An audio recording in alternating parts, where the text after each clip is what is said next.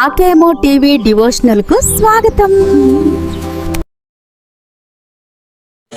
తరువాత కథలో సిరి తన అక్కని పేపర్ల మీద సంతకం పెట్టమని బెదిరిస్తుంది.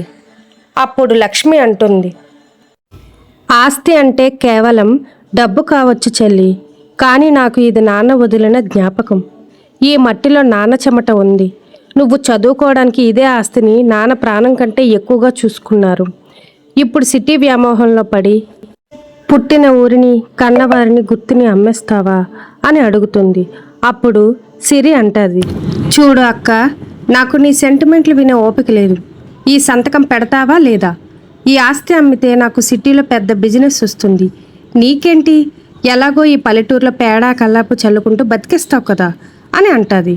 ఈ సెంటిమెంట్లు మాట్లాడి నన్ను ఆపలేవు. నాకు కావాల్సింది సంతకం మాత్రమే అని గట్టిగా అంటుంది. అప్పుడు రాము అంటాడు, అమ్మా సిరి, మరి ఇంత స్వార్థం పనికిరాదు. ఈ ఇల్లు అమ్మేస్తే మేమెక్కడ ఉండాలి? ఇది మావయ్య ప్రాణం పెట్టి నీళ్ళు, అది మర్చిపోకు అని అంటాడు. అప్పుడు సిరి అంటాది, బావగారు, మీరు మధ్యలో మాట్లాడకండి. ఇది నా కుటుంబ విషయం. అక్క, నీకు 10 నిమిషాలు టైం ఇస్తున్నాను. సంతకం పెట్టకపోతే నేను ఇక్కడి నుండి వెళ్ళిపోతాను. మళ్ళీ ఎప్పటికీ నీ మొహం చూడను అని అంటాది. ఈ మాటలు ఎదురింట్లో ఉన్న రాజమ్మ విని ఒక కర్ర పట్టుకొని గడప దగ్గర నిలబడి ఉంటుంది. ఎవరే లక్ష్మి ఇంటికొచ్చి ఇలా మాట్లాడుతుంది అని లోపలికి వస్తుంది. వచ్చేసరికి సిరిని చూసి ఇలా అంటుంది, ఏంటే సిరి, ఆ పక్క వీధి వరకు వినిపిస్తుంది నీ అరుపు. అప్పుడే ఆస్తి పంపకాలు మొదలుపెట్టావా? నీకు ఆస్తి కావాలా లేక మీ అక్క ప్రేమ కావాలా అని అడుగుతుంది. అప్పుడు సిరి అంటది, ఏ రాజమ్మ, నీ పని నువ్వు చూసుకో, ఇది మా ఇంటి విషయం అని అంటది.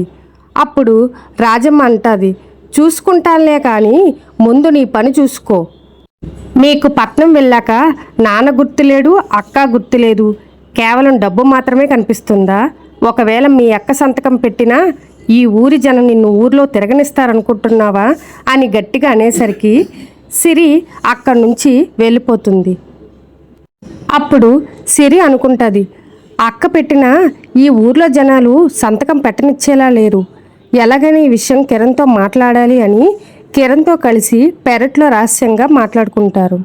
అప్పుడు కిరణ్ అంటాడు, సిరి, వీళ్ళంత తేలికగా సంతకం పెట్టేలా లేరు. మనకి సిటీలో అప్పుల వాళ్ళ భయం పెరిగిపోతుంది. ఏదో ఒకటి చేసి ఈ ఆస్తిని మన పేరు మీదకి మార్చుకోవాలి. ఏం చేద్దాం అని అంటాడు.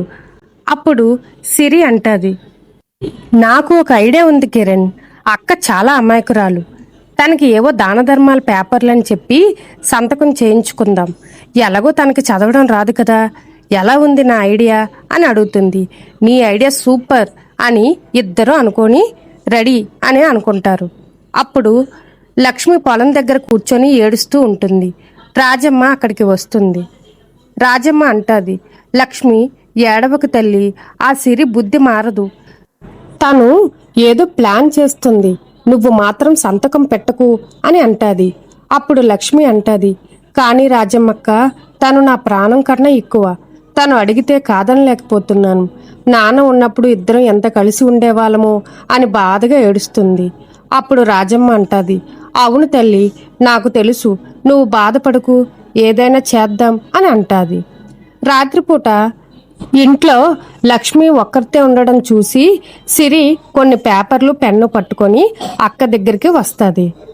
అప్పుడు సిరి అంటది, అక్క, ఆలోచించాను, ఆస్తి అమ్మడం లేదులే, కానీ ఈ పేపర్లు కేవలం మన ఊర్లో ఒక స్కూల్కి డొనేషన్ ఇస్తున్నట్టు నాన్న రాసిన పాత పేపర్లు. దీని మీద నీ సంతకం కావాలి అక్క అని అంటుంది.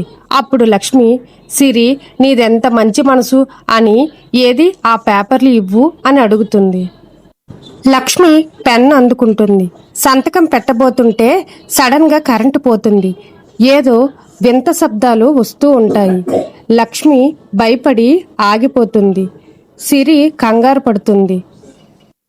ఆ శబ్దం ఏంటి? లక్ష్మి సంతకం పెట్టిందా? సిరి పన్నాగం ఫలించిందా? రేపటి కథలో తెలుసుకుందాం. ఈ కథ మీకు నచ్చిందా? నచ్చితే కామెంట్ చేయండి. రేపు మరొక వీడియోలో మళ్ళీ కలుద్దాం.